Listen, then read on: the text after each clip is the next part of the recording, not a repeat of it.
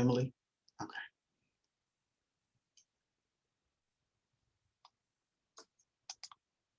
So are people on?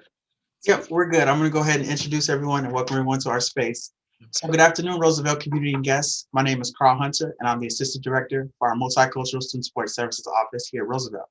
We are so excited and just thankful for you all to be a part of this event today and making time out of your afternoon to spend a little time with us for our keynote speaker for our Black History Month, Ms. Ilyasah Shabazz.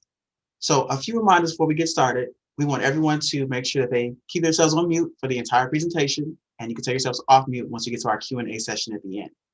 Also, today's event will be recorded and it'll be posted on Roosevelt University's YouTube account by the end of the week. Our Multicultural Student Support Service Office would like to thank the Dean of Students Office, the contributors to the Black Student Equity Fund for sponsoring today's event, and the resources provided for this event helps us sponsor other events and make events like this possible. So here at Roosevelt, we are privileged to work with some amazing group of students, one of whom you'll meet today, who's going to be introducing our keynote speaker. Cierra Garrett is a sophomore here at Roosevelt University studying medical sonography, and she is the current student here at Roosevelt, and she's also the current Black Student Union president. Please welcome Cierra as she introduces our keynote speaker for today's event. Cierra, take it away. Hi everyone, I'm Cierra, and our speaker today is Ilyasah Shabazz, and she is an award-winning author, educator, and producer. She has authored 5 historical novels and has served as project advisor for the PBS award-winning film Prince Among Slaves documentary. She is co-chairperson of the Malcolm X and Dr. Betty Shabazz Memorial and Educational Center. In her work to preserve the legacy of her parents, she has dedicated herself to institution building and intergenerational leadership development with the tenets of diversity, equity, and inclusion. Ms. Shabazz has furthered her community impact with the City University of New York's Office of Academic Affairs, where she created curriculum to encourage higher education for underserved inner-city high school dropouts. She has worked with the Office of the Mayor in Mount Vernon as Director of Public Affairs and Special Events. She founded and produced a young adult development program. The purpose of the program was to provide insight on social justice, encouraging personal empowerment. As president and founder of Ilyasah Shabazz Enterprises, she produces a variety of forums dedicated to power, possibility, and sovereignty. Ms. Shabazz is a member of the Soar Higher Cabinet Committee for New Paltz College, a member of the Advisory Council for the Equal Rights Amendment Coalition, a member of Delta Sigma Theta Sorority, and she serves as a trustee for the Harlem Symphony Orchestra. Ms. Shabazz holds a Master of Science in Education and Human Biology from New Paltz College. Currently, she is an adjunct professor at John Jay College of Criminal Justice in New York City, where she teaches perspectives on justice in the Africana world. Grounded in the commitments of her parents, Ms. Shabazz emphasizes empowerment and inclusion in her teaching and scholarship. Roosevelt community, please help me welcome our Black History Month keynote speaker, Ilyasah Shabazz. Okay, I'm going to pretend that I'm there with you. It really is such an honor to be with you guys this afternoon. So I'll get right to it. In the wake of George Floyd's death, many have taken to the streets to express anger over systemic oppression and racial injustices towards African Americans.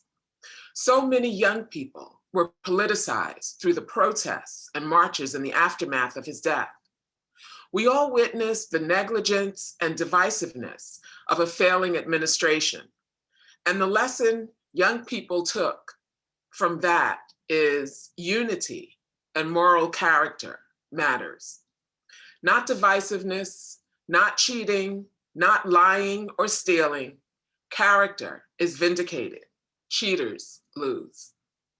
Moral character is vindicated.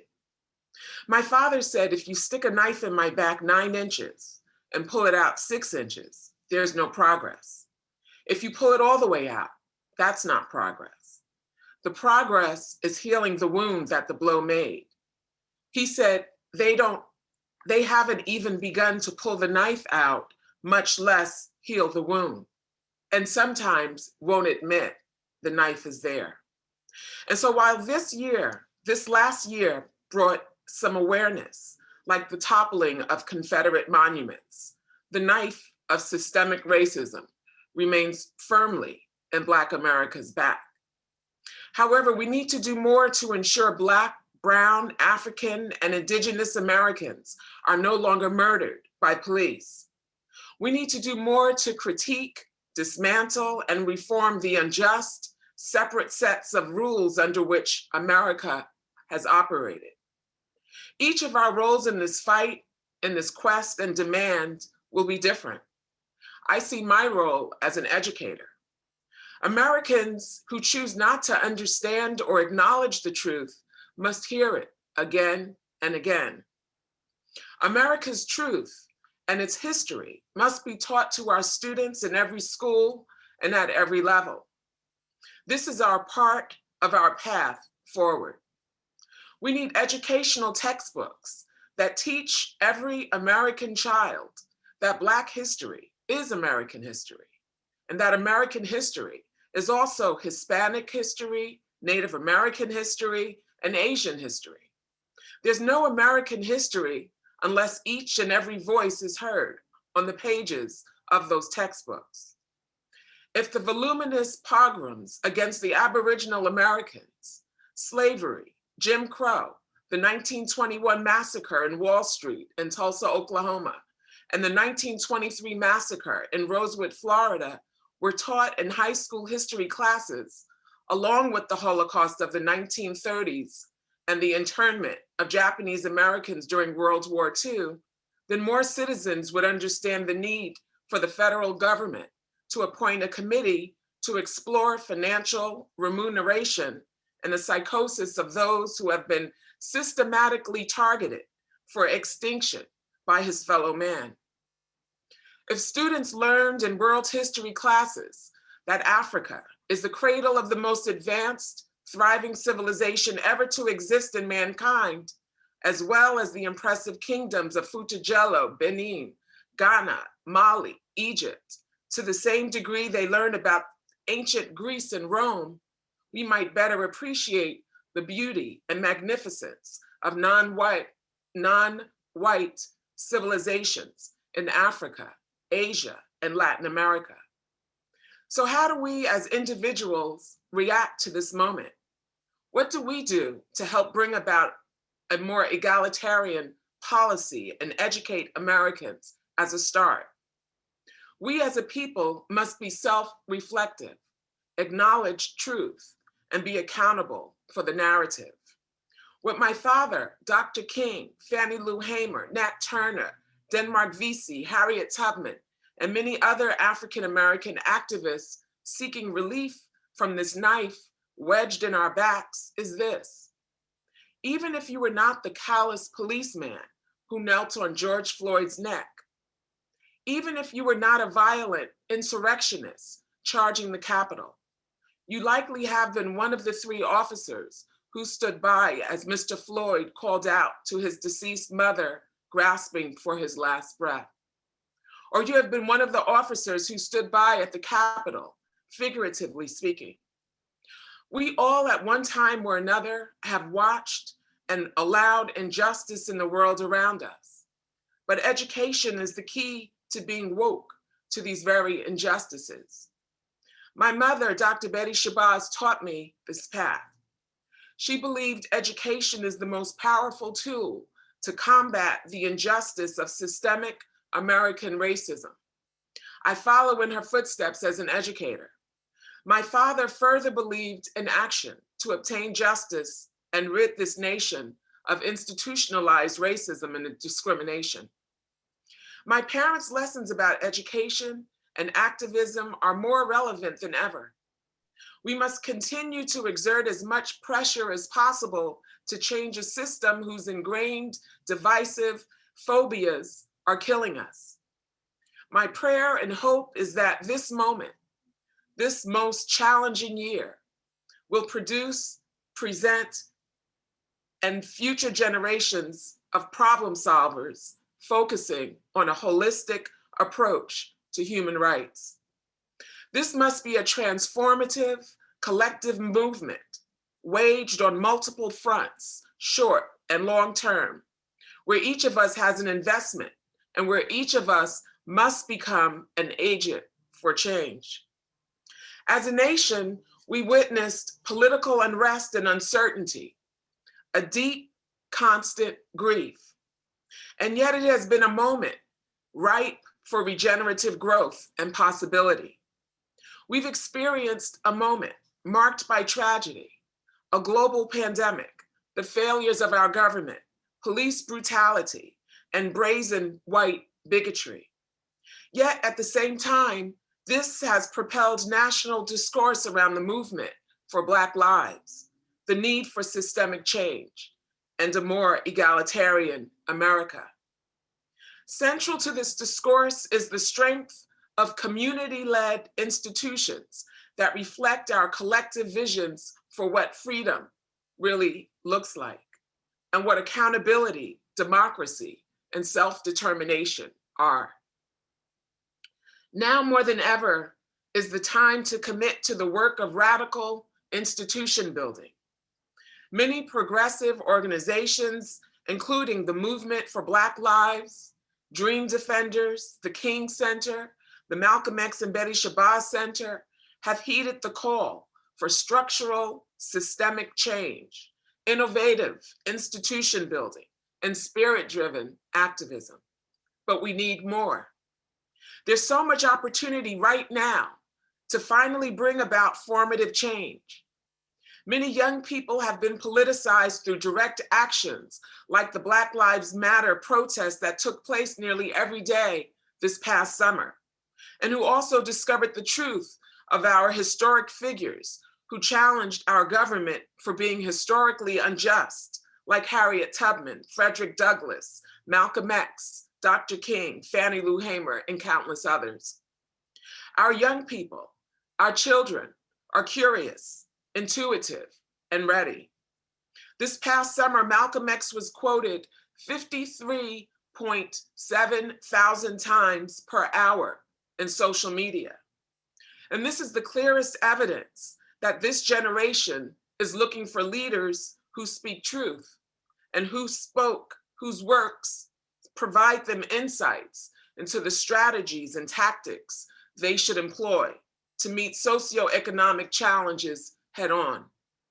You see, Malcolm provided the biggest critique of America, and he sought solutions because he believed in us, and he believed that change was imminent.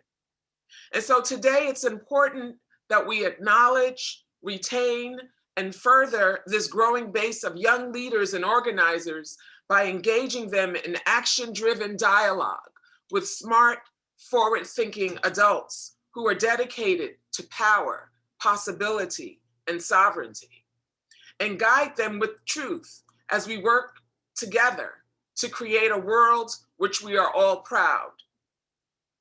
I believe that every child deserves an opportunity to know that they are worthy of love, worthy of a quality education, and worthy to freely and safely participate in society if they so desire.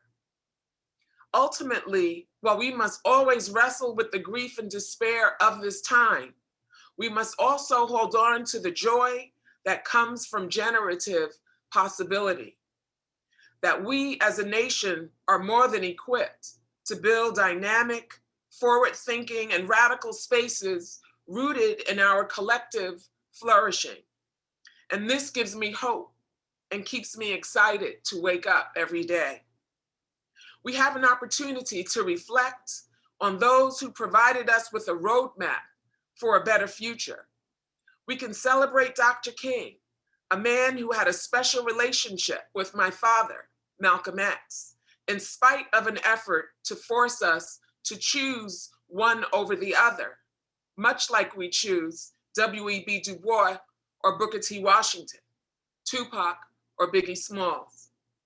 When we learn about Thomas Jefferson and George Washington, we learn to appreciate the contributions made to our society.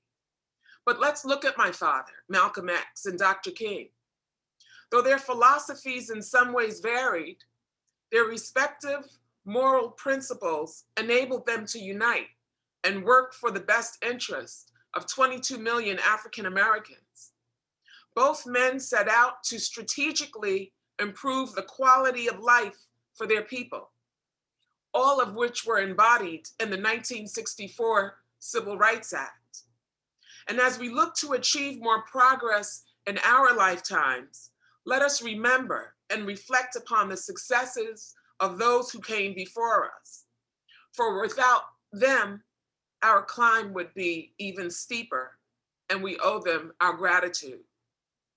My name is Ilyasah Shabazz. I am a writer, a community activist, a producer. I was going to say a preacher, but I'm not. A producer, a professor, thinker, advocate, and I'm one of 6 daughters to 2 loving parents, Malcolm X and Dr. Betty Shabazz. On February 21st, 1965, my mother, sisters, and I witnessed the public assassination of her husband, our young father, Malcolm X. I'm told my mother placed her entire body over my sisters and me to protect us from the gunfire and to make certain we could not see the terror before us. Growing up, my mother made certain she kept our father's essence, his love, values, humanity, and morale, very integral in our household. She wanted to make sure that we did not suffer from the immediate loss of our father's love and presence. And even though he was physically gone, my mother made certain that her husband remained a part of our household conversations for as long as I can remember. I knew my father loved me, that he had impeccable integrity and a great sense of humor. I knew that he loved music, literature, poetry, history, the arts, that he was brilliant, compassionate, loving, and that overall he was led by his service to God. In college, I began to learn about the inaccurate portrayals of his character in life's work. I began to understand that my mother safeguarded the negative depictions of her husband so that his legacy and work could be accurately realized for the benefit of future generations. Today, as we celebrate the legacies of civil rights icons, I'd like to share with you a little bit about my father's accurate story and his impact on America and the world as a whole. My father, Malik El Shabazz, popularly known as Malcolm X, burst onto the civil rights scene as a young man just in his 20s. The climate in America was antithetical to the humanity of African Americans. Jim Crow and separate but unequal was the law of the land. The rights of African Americans were vanquished under color of law. Individuals and organizations terrorized Black people without fear of repercussion or consequence.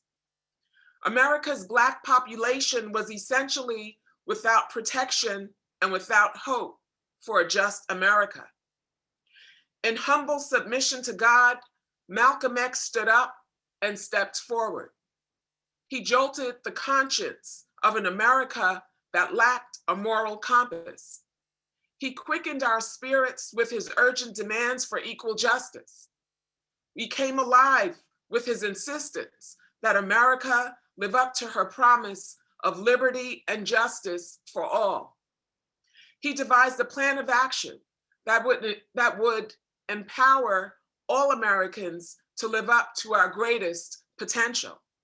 And in just 12 short years, a young, courageous Malcolm rose to the defense of African Americans victimized by race discrimination. He challenged notions of bigotry and entitlement. He redefined the American civil rights movement to include a human rights agenda. And he worked tirelessly to unite Africa and the diaspora towards a singular international struggle for freedom and independence. The enormity of this personal sacrifice is not only appreciated by Americans, it is equally appreciated by the global community. The magnitude of his contribution to world history should not be ignored. And I think it fitting that Malcolm is regarded globally as a human rights strategist ahead of his time. It is equally fitting that we catch up. Many of his predictions have come to fruition, and failure to adopt his strategies has increased the economic, political, and social divides that we see today. Malcolm also retains his place in history as the most celebrated American Muslim responsible for the exponential growth of Islam in the United States. The autobiography of Malcolm X has been hailed as one of the most important nonfiction works of the 20th century. It remains on New York Times bestseller list and is required reading in academic institutions throughout the world. The Audible, narrated by Lawrence Fishburne, was one of the bestsellers on the bestsellers list during the first week of its release. A few years ago, I was blessed to read one of my father's diaries. It was a treasure trove of timeless insights and perceptions that reveal the essence of this remarkable young man. Should I continue? Okay. In the pages, Malcolm spoke quietly and earnestly during the most critical times of his life.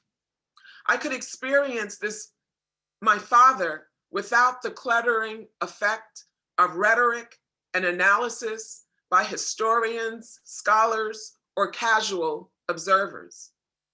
He was removed from the discord and pandemonium of systemic racism and its effects. His thoughts without outside interference, manipulation, or intent to assess the magnitude of this young American icon, Malcolm X. His diary permitted me to travel with him during his Hajj and his journeys throughout Africa and the Middle East, observing his commitment to establishing a blueprint for peace and freedom. Reading the pages, one can better understand that Malcolm battled for all of us until the very end. And I just want to stop and say it's hard for me to just read straight through and not communicate, because I'm really more of a communicator, and it's why I like to do moderated discussions.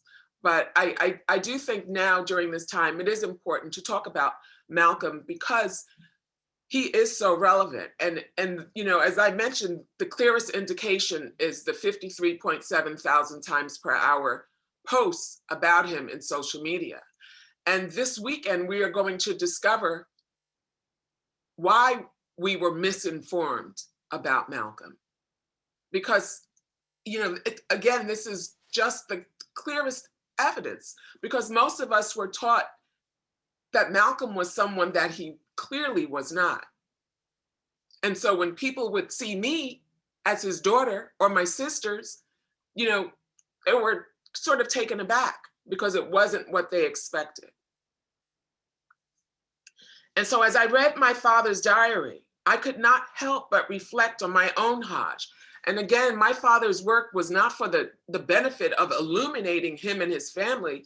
His work was for the benefit of future generations to solve these issues that we didn't realize were still here until this global pandemic hit every human being's doorstep. And we were forced to look at this horrific death, this horrific killing, this horrific murder of George Floyd. When I journeyed to Mecca, I was honored by the sacred invitation to make this religious pilgrimage and to follow in my father's footsteps to the ancient lands of the Torah, the Bible, and the Quran. My father has always been my greatest source of inspiration, and to embark on his journey would prove sacred beyond measure. I felt spiritually connected to him to personally experience the journey he had detailed in his autobiography's chapter on Hajj. With each step along the marbled walkways of Medina, I thought of my father and mother. I thought of my ancestors who birthed civilizations and those who were enslaved. I thought of my sisters, my nephews, my niece. I thought of the many millions of people who were subjugated and unable to reap the benefits of their humanity. I prayed that God would bless my parents for their tireless sacrifice and service. I sought healing for my family from the devastating loss of our mother. I asked God to grant happiness, safety, and protection to all of us, and that he would assist us to reconstruct a society where all of our children could thrive. As I slept beneath the skies of the Prophet's Mosque in Medina, I thought of Malcolm, my father, who had served with all of his heart and with every fiber of his being. For example, In 1952, at the age of 27, Malcolm became the chief spokesman for the Nation of Islam. He is credited with increasing 4 temples to 15 temples in less than 3 years, and to 50 temples in 22 states in just 2 years later. Membership increased from several hundred to hundreds of thousands due to Malcolm's focused leadership and organizational skills, his dedication. The organization's income ballooned to tens of millions of dollars annually. Malcolm was also responsible for ensuring that this organization embraced the principles of self-help, self-determination, and cooperative economics. He founded the first newspaper for the organization in the attic of our home.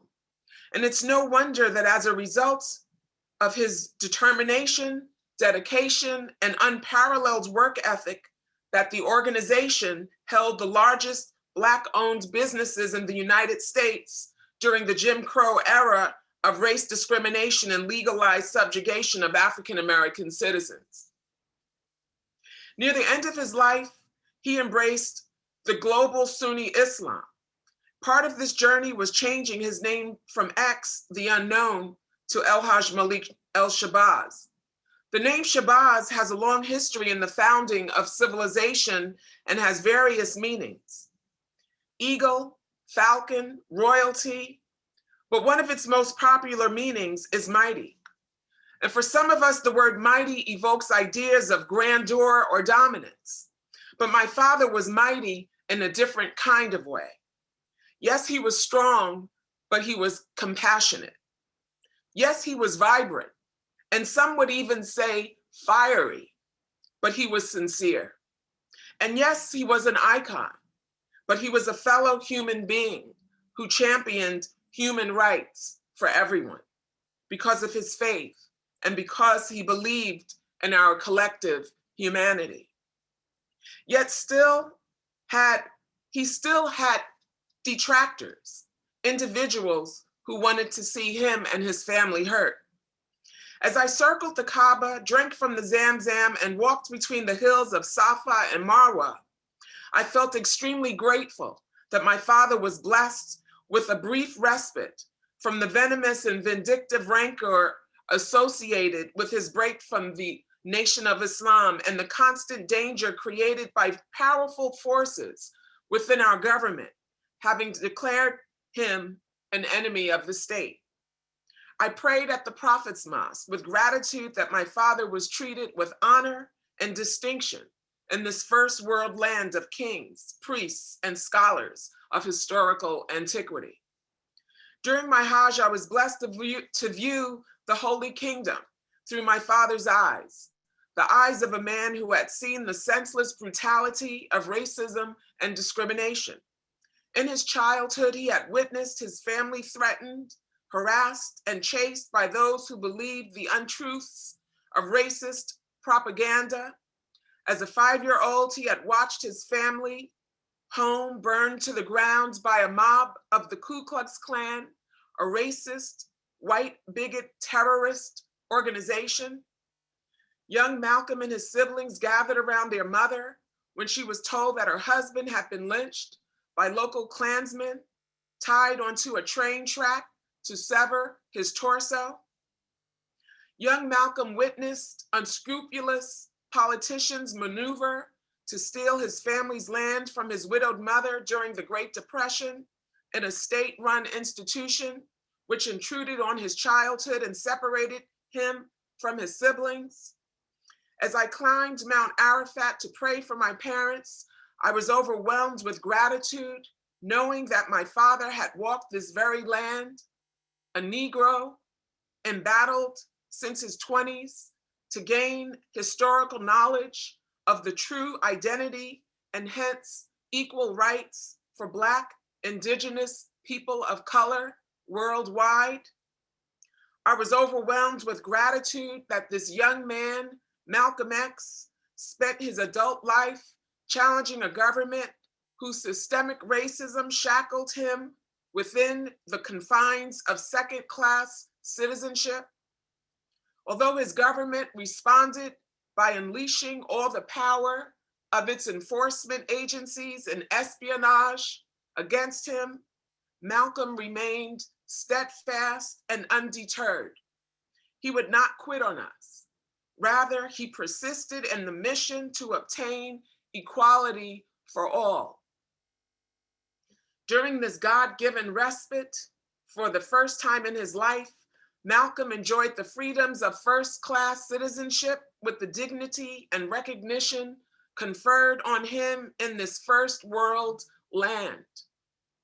As I read my father's entries, I envisioned Malcolm, a young man blossoming in his 30s, selflessly circling the globe after completing his Hajj, not with security, aids, or assistance, but a young man all alone in search of solutions for the human condition of senseless brutality. He is perhaps best remembered for meeting with several African heads of state to internationalize the plight of African Americans. We must not forget, however, that Malcolm was received as a worthy peer by kings, presidents, and prime ministers. Leaders of nations listened to Malcolm's wisdom, his brilliant ideas for ending the atrocities caused by war and unequal distribution of the world's wealth. I will always be grateful that Malcolm carried each of us with him, our plight, our pains, and our concerns, as he occupied the world stage with dignity and grace. Malcolm's command and appreciation for this historic world stage moment was not surprising. For many, he had forever been the powerful and effective born leader. Malcolm was blessed with tremendous intellectual and analytical abilities, and he possessed enormous compassion for others, all of which situated him well for extraordinary leadership. However, most observers do not know that this capacity for leadership was nurtured by his parents, Earl and Louise Little, because many people think that Malcolm went to jail and miraculously became Malcolm X. And so instead of understanding that his parents provided this foundation for him, and it speaks to the role of the village that to raise a child, that we smart, forward-thinking adults have to surround our children, especially when we know they're in pain, and that you don't go to jail and miraculously become someone without this foundation. Earl and Louise Little, my grandparents, prepared their young son for the role that he would eventually occupy. Earl and Louise instilled in their son the values of education, accountability, and responsibility. As young Garveyites, they were models of selflessness and sacrifice as they deferred personal freedom for the betterment of society. Malcolm understood that achieving the goal of peace required truth in education and a healthy identity formation based on historical facts. He understood that oppression destroys the psyche and prevents maximum development in both the oppressed and the oppressor. Malcolm understood that misinformation impedes the growth and maximum development of nations, and that race discrimination in particular was preventing America from claiming the greatness that she was destined to achieve. My father purposed to educate all of us about Africa's significant contribution to world history. He taught us that people of the African diaspora were not simply descendants of slaves, but that our ancestors were the architects of ancient civilizations who built the pyramids, cities, and ships that archaeologists are continuing to uncover even today. Prior to the transatlantic slave trade, these refined and industrious African men and women were priests, scientists, physicists, astrologists, warriors, farmers, musicians, dancers, artists, mothers, fathers, brothers, sisters, neighbors, and friends. Malcolm then accessed the transformational power within himself to become an internationally renowned human rights strategist. He remained devoted to the cause of equality and freedom. He accepted the mantle of leadership in the human rights struggle because he understood that we are all brothers and sisters under the oneness of God. He envisioned the world renewed by peace. He denounced war and injustice as indefensible devastations of human and environmental resources. My father provided the biggest critique of America and worked diligently to expose many of the shortcomings in our human nature, including a planned petition before the United Nations that would call into question the superpowers of the world for denying individuals basic human rights. A resolution supported by many of the African and Muslim countries of the world. His vision for a more egalitarian world rooted in universal human rights resonates to this day. Malcolm's father remains a source of global inspiration. Even President Barack Obama recalled finding solace in Malcolm's example as he searched for his own identity when he wrote, "Malcolm's repeated acts of self-creation spoke to me. The blunt poetry of his words, his unadorned insistence on respect, promised a new and uncompromising order, martial in its discipline, forged through sheer force of will." I'm coming down to the end. As I read my father's diary entries, I gained greater understanding of Malcolm, the man. I acquired newfound appreciation for the courage and commitment required to leave the Holy Land of great martyrs and principled believers. El-Hajj Malik El-Shabazz, Malcolm X, the man who would rise to iconic stature, would refuse refuge for himself and his family, and choose instead to stand for all of us. He would complete his historic journey and return to the United States, full well that enemies committed to his destruction lie in wait. The invaluable gift of my father and his life is the wonderful lesson of faith. My father trusted our Lord with his life and with the well-being of his family. He served God unconditionally. He remained faithful to the very end. When the fateful day of his martyrdom arrived, we were there with him. My mother, my sisters, and I sat up front and stage right at the Audubon Ballroom in New York City, which is now the Malcolm X and Dr. Betty Shabazz Memorial and Educational Center. We were present for his address regarding his new federation when the shots rang out and he fell forever from our embrace into the arms of his creator. His work and commitment assure me of his eternal peace.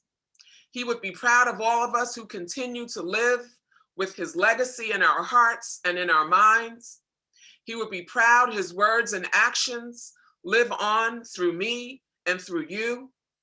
And although he would be upset knowing we have not yet fully achieved his vision of global human rights, he would be proud to know that there are many among this young generation who continue the fight. This generation of change agents who recognize that those in power have misused it and are willing to do the work to see change. I thank you for embracing my father as he embraced all of us as human beings in a shared struggle for a better, more just world. His work and commitment assure me of his eternal peace, and may we meet him in the highest location in paradise. Thank you very much. I appreciate your invitation. Thank you so much. Wow, we're gonna give a round of applause for our awesome keynote. Thank you once again. Just hearing you talk just brought me back to my childhood about reading all about Malcolm, about loving his autobiography and carrying that book with me to class and things like that. So I appreciate you being here today. This is such a surreal moment.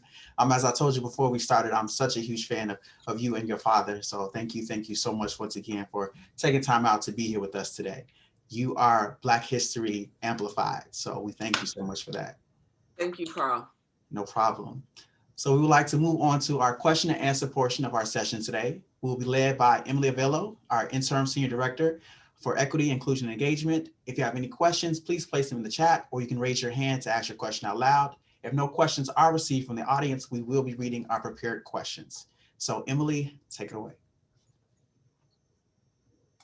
Thank you, Carl. I did receive two PMs with questions, and I can read them aloud for folks. So let me go to the chat. So the movie that recently came out, One Night in Miami, has launched a number of think pieces and articles about the four icons in the film, including your father. The film is a fictional account, but the person that submitted the question was wondering if you have any additional information about that night that might shape our understanding of the events and conversations that may have unfolded. Well, you know, it's so funny that I specifically did not participate on panels because I don't want to say anything, you know, that I don't want to say anything bad about the movie.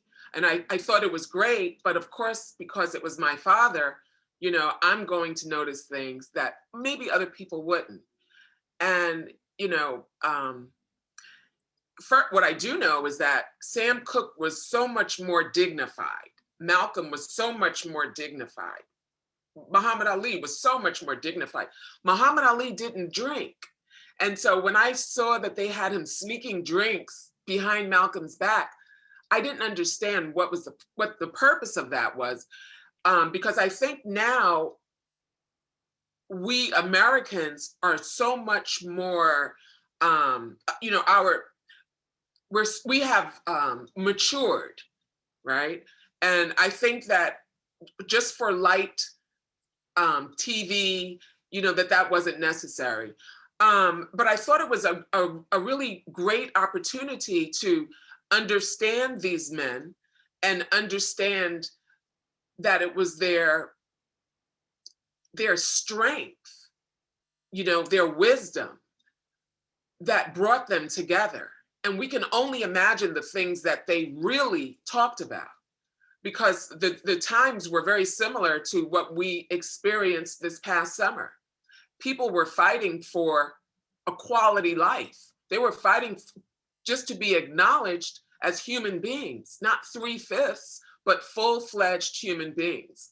And so I thought, you know, it was definitely a great informative production. Thank you for that. And then we have a hand raised, so I'll allow, so Lauren, Armour, you can go ahead and unmute yourself and ask the question directly. Hello. First and foremost, it is an honor to have an opportunity to sit before you and just hear everything that you have to say. And I'm sorry for my tardiness. I had another Zoom meeting, but I'm glad that I was able to join in, and that, you know, that this event was put together, because things like this is very, very, very important, not just for the month of February, but people need to be made in the know. So firstly, thank you. And I'm curious to know if you can provide some insight on how does one who wants to tap into activism and speaking up against social injustices and things of that nature, how does one begin? Like, how did you begin? We obviously know your why and the things that like drove you to move forward and to get to the place where you are, right? But when there comes to other individuals that want to join the movement, like, can you give some feedback on where to start? Yeah, I think it's important. If you're on college campuses, there are usually many clubs, organizations that you can join, that you can create, you can establish. Young people are usually the ones to establish, whatever it is they feel they want. For instance, in the 1960s, it was young people on college campuses that demanded the inclusion, that demanded Africana studies, Africana studies, so that we could also learn about these significant contributions of the diaspora and so forth.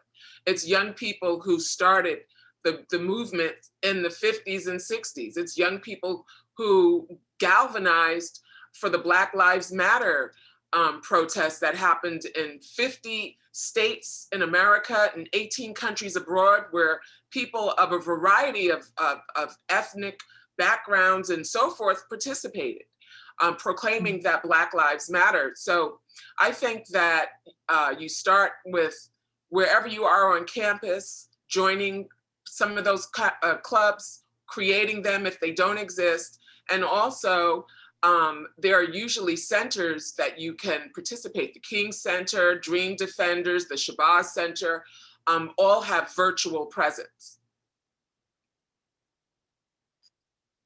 All right. Thank you again so much for sharing that. I appreciate it. Thank you, Lauren, for your question.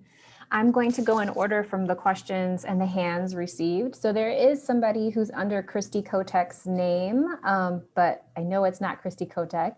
But if you want to come off mute, and then you can ask your question.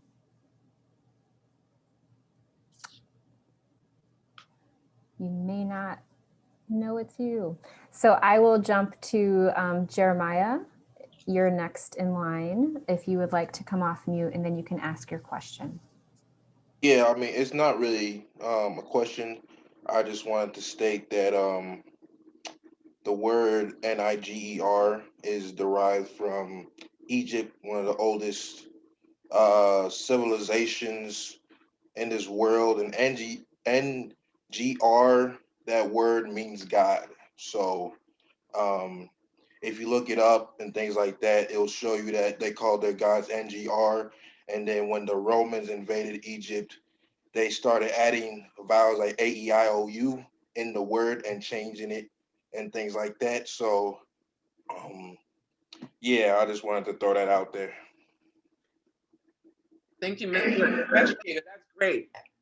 I did read some things about that. Yeah, that's great. Thanks for sharing. Thank you.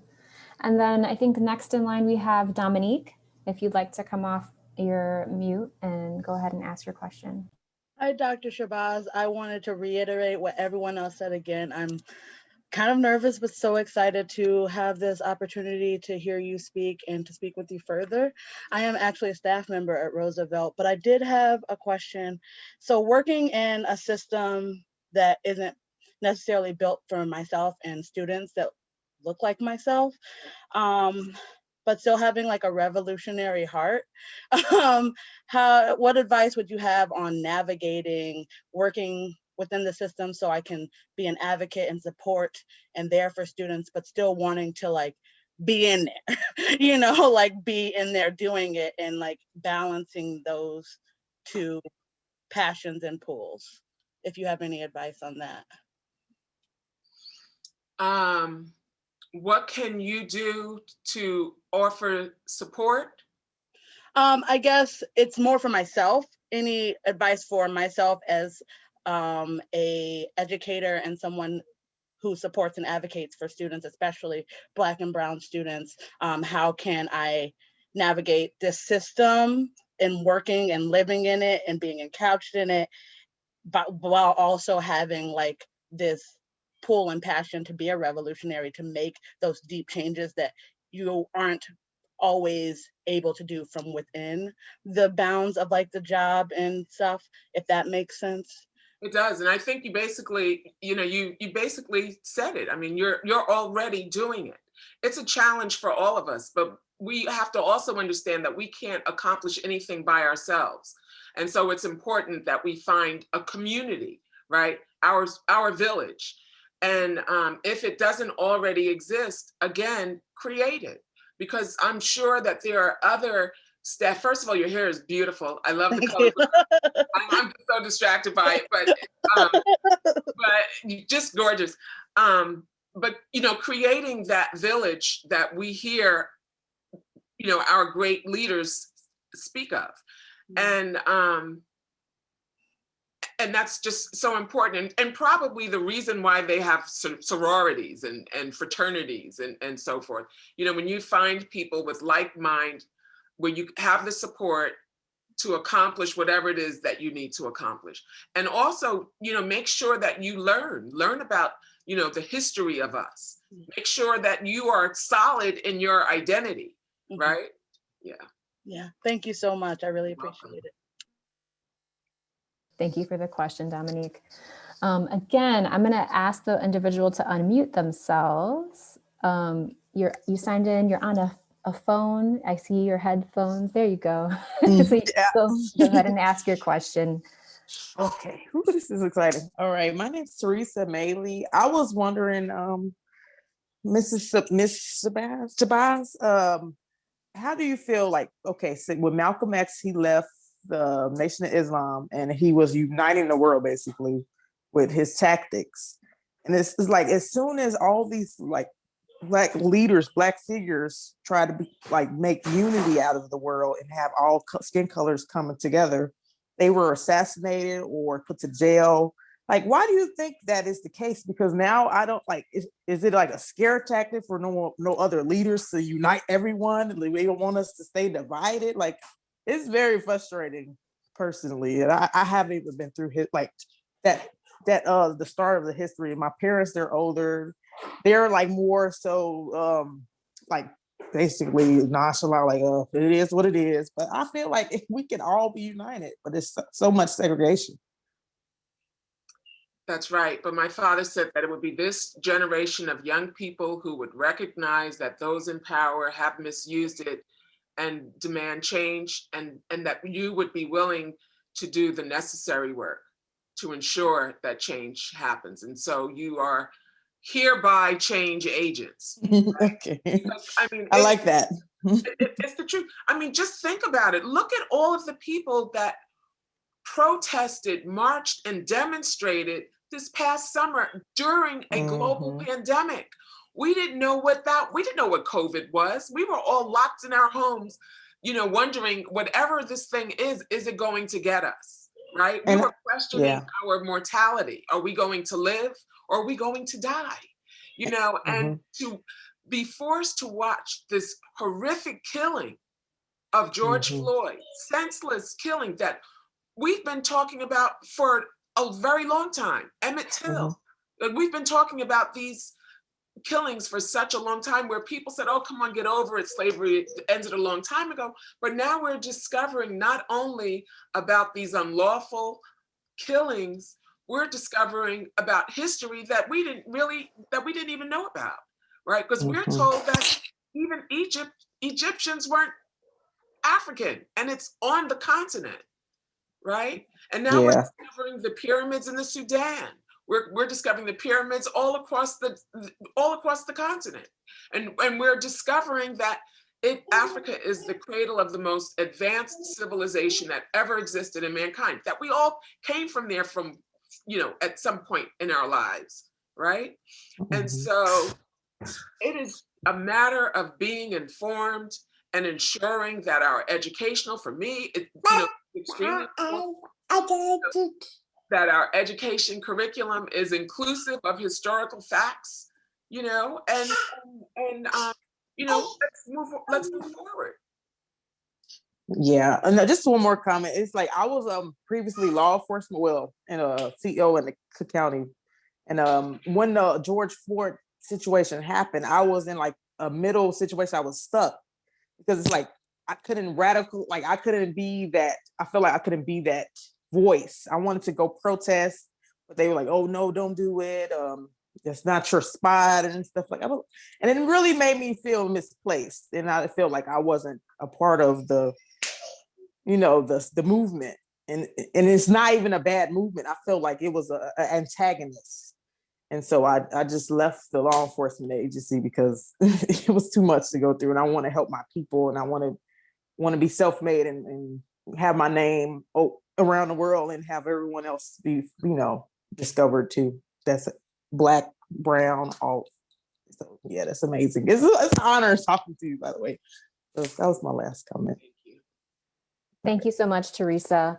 Thank you. For the sake of time, because I know Ms. Shabazz is busy doing world-changing things, and so we appreciate your time with us, and I want to respect your time and make sure that we end on time. So for those questions that we didn't get to in the chat, I am sorry. I know we can send them to Ms. Shabazz later, but they are great comments, just continued conversations, questions about, different dynamics between your father and other influential leaders, and thoughts about those relationships, et cetera. And so, and then continued questions about organizing and how to do that effectively. So, but those are great conversation starters. And I think your talk allowed us to start having those conversations. So thank you, Ms. Shabazz, for being a part of our Roosevelt community today. And you're leaving the words and having a lasting impact for us as we continue to engage and grapple with racism, oppression, and the challenges, systemic oppression, and the ways that they impact our communities. We hope that everyone attending appreciated this experience as much as we did. And if you would like to see more events like this and would like further information on how to contribute to our Black Student Equity Fund, I will go ahead and place the link for your convenience in the chat to view that information, because we need our community to come together to provide support and resources that have been disproportionately provided for years. And so we have to, as a community, as Ms. Shabazz said, come together to rectify that as well. So we are working on that as a Roosevelt community. And this year's virtual Black History Month has been filled with events partnered with our Black Student Union, our Roosevelt University Speed Programming Board, the Center of Student Involvement, our Dean of Students office. And we are so very grateful to have a campus community that is deeply committed to diversity, cultural awareness, and social justice. Partnerships like this highlight what can be accomplished when we are all taking on the responsibility towards social change and not making it one department or one group of folks' responsibility to do that. So thank you to our Black History Month Planning Committee for your tremendous work and commitment to making this year's Black History Month vibrant, empowering, and engaging. And I want to also say a deep appreciation to our Assistant Director, Carl, for working so tirelessly to make sure that we had Ms. Shabazz with us today. So I'm excited that that happened and that you were able to be with us. Again, if you'd like to participate in any other future events for Black History Month, please go to roosevelt.edu/Black History. And we do have a few other events coming up and that we really would love the community to participate in. So thank you. Any last words from you, Ms. Shabazz? My mother loved me so much that I have so much love to give. And in order to give love, you have to know how to love.